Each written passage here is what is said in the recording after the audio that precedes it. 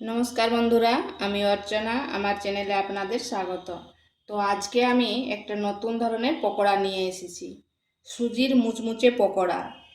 এই পকোড়া কিন্তু খেতে দারুণ লাগে, আর এক বাটি সুজি দিয়ে পুরো পরিবারের জন্য বানানো যায়, আর খেতে কিন্তু অসাধারণ লাগে। তো চলুন দেখে নেওয়া যাক আমি কিভাবে তৈরি করি। এখানে নিয়েছি এক বাটি সুজি, দিয়ে দিচ্ছি পেঁয়াজ কুচি,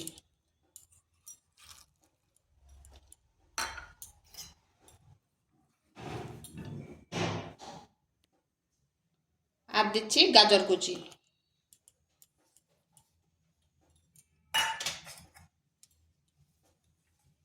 দিচ্ছি ধনেপাতা,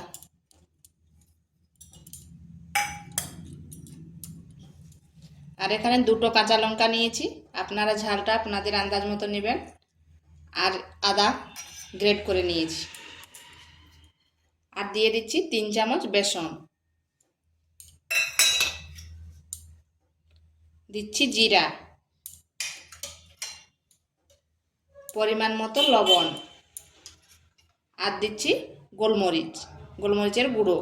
এগুলো ভালো করে মিশিয়ে নিচ্ছি, এগুলো শুকনো অবস্থায় মিশিয়ে নিচ্ছি। এগুলো খুব ভালো করে মিশিয়ে নিতে হবে। এখানে বেসনের পরিবর্তে আপনারা চালের গুঁড়োও নিতে পারেন। এরপর অল্প অল্প জল দিয়ে একটা ব্যাটার তৈরি করব। খুব বেশি একবারে জল দেবনি।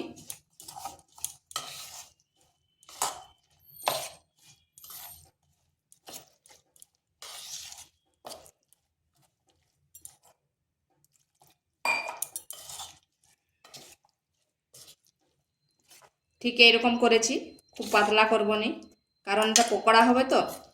আর এটাকে এরপর আমি 15 থেকে 20 মিনিট ঢাকা দিয়ে রেখে দিচ্ছি, যেহেতু সুজি আছে, সুজিটা ফুলে যাবে, তাই ঢাকা দিয়ে রেখে দিচ্ছি। এটা আমার প্রায় 15 মিনিট হয়ে গেছে। দেখুন কতটা জলটা টেনে নিয়েছে।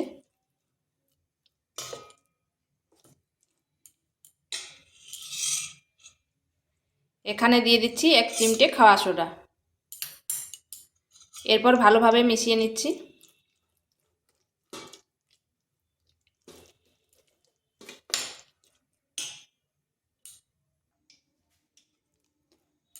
ব্যাটারটা দেখে নিশ্চয়ই বুঝতে পারছেন, খুব বেশি পাতলা নেই, এইভাবে করে নিতে হবে।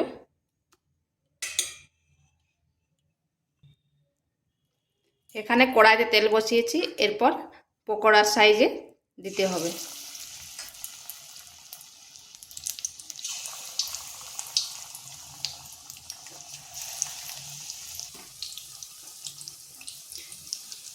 এরপর পকোড়াগুলো উল্টো পাশটা ঘুরিয়ে নিতে হবে। দেখুন একটার গায়ে আরেকটা লেগে যায়নি। আর এই পকোড়া কিন্তু খেতে দারুণ লাগে। এটা নতুন ধরনের পকোড়া।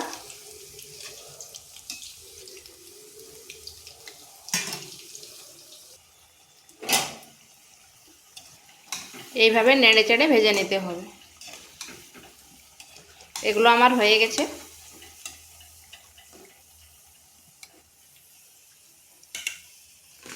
এইভাবে আমি সবগুলো ভেজে নিচ্ছি। তো বন্ধুরা, এগুলো আমার তৈরি হয়ে গেছে। দেখুন কত সুন্দর হয়েছে আর কত মুচমুচে হয়েছে। আওয়াজটা শুনে নিশ্চয়ই বুঝতে পাচ্ছেন। আর খেতে কিন্তু দারুণ হয়। তো বাড়িতে অবশ্যই একবার হলো বানিয়ে দেখবেন। তো ভিডিওটা ভালো লাগলে লাইক শেয়ার কমেন্ট অবশ্যই করবেন, আর নিত্য নতুন রেসিপি পাওয়ার জন্য চ্যানেলটিকে সাবস্ক্রাইব করবেন।